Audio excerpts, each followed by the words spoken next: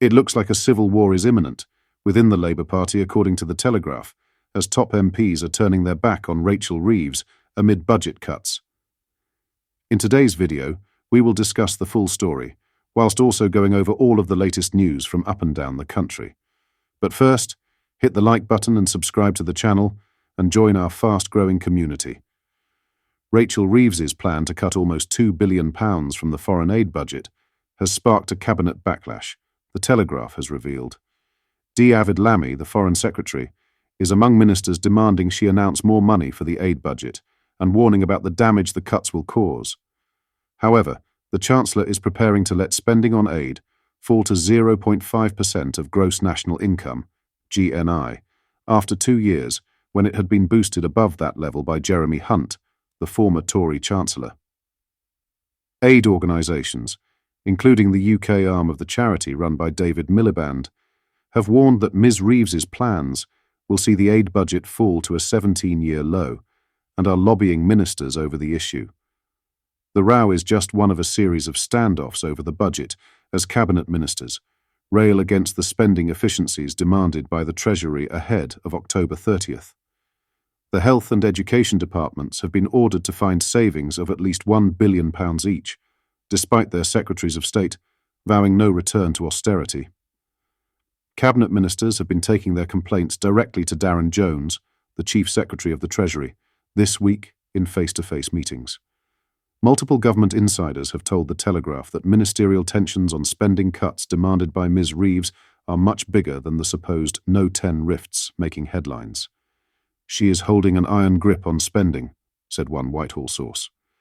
The negotiations are the backdrop for what Sir Keir Starmer and Ms Reeves have warned the public will be a painful budget, with tough decisions on spending, taxation and welfare. The Treasury is expected to launch a tax raid to generate extra revenue, but Ms Reeves has also been demanding savings in departmental budgets. She has told ministers she wants £3 billion of efficiencies found, even as she looks to raise overall public spending to avoid real terms cuts for government departments. The clash over foreign aid comes after Rishi Sunak abandoned Lord Cameron's promise to spend 0.7% of GNI on overseas development assistance during COVID, spending 0.5% instead. Labour has stuck to the same position, which involves promising a return to 0.7% when the public finances have stabilised. No date has been put on hitting that promise. However, in the last years of the Tory government, Andrew Mitchell and Jeremy Hunt, respectively Foreign Minister and Chancellor, and both supporters of overseas aid, increased the aid budget. They agreed an extra £2.5 billion for overseas aid in 2022 for 2 years, but that additional spending boost will end this financial year.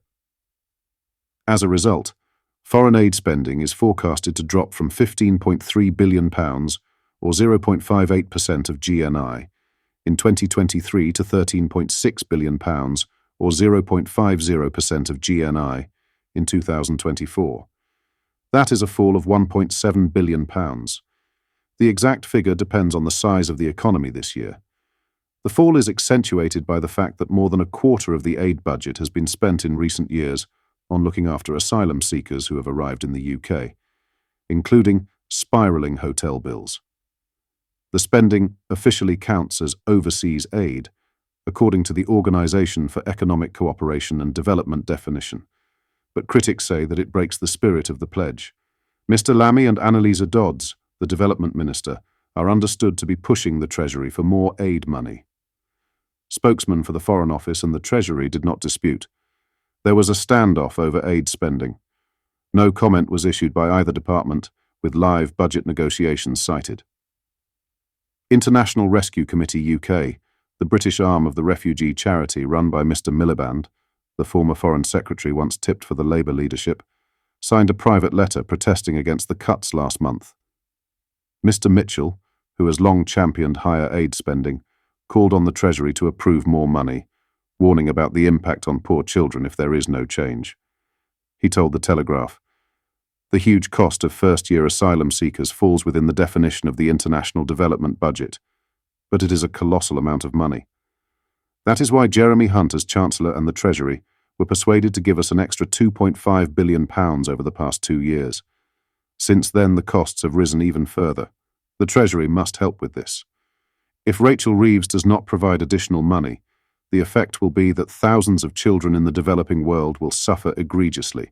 Bromley Greenhill, the chief executive of BOND, the UK network for organisations working in international development, said the country had a moral duty to help those suffering abroad. The organisation produced an analysis last month that showed if UK asylum seeker spending was removed, the foreign aid budget would fall to its lowest level since 2007. Ms. Greenhill said, "We're concerned that the UK aid budget will drop to its lowest in 17 years if the government doesn't act in the autumn budget. With global crises like climate change, conflict and food insecurity worsening, the government must stop diverting UK aid to fund the UK's failing asylum system. We need separate, dedicated funding to support these marginalised groups here in the UK. The UK has a moral duty to ensure millions worldwide can still access vital services and support they need to stay safe in their own countries." What do you make of the current civil war? Let me know in the comments. Lastly, British officers are set to be included in a G7 crackdown of illegal gangs that deploy crime-fighting teams to migrant hotspots. At a 3-day meeting in Italy, Yvette Cooper and her G7 counterparts agreed to establish a network of law enforcement officers based in countries considered to be migrant hotspots. These source countries include those where migrants originate from in Africa and Southeast Asia, but also transit nations, such as Italy, Austria and Albania, through which they travel to reach members of the G7. The move hopes to tackle the migrant problem before they reach southern Europe or the English Channel by disrupting the gang's supply chain for small boats. As part of this plan, Britain has deployed more Border Force and National Crime Agency officers to Europol, as well as source and transit countries. The agreement between the G7 nations that include UK, France, Germany, Italy, USA, Canada, and Japan also included commitments to negotiate more returns agreements so that migrants can be deported once they reach G7 countries. The agreement also has the aim of getting social media companies to do more to remove adverts by crime gangs promoting their smuggling services. The partner countries will share intelligence and expertise on the seizure and confiscation of money earned by gangs facilitating the illegal smuggling.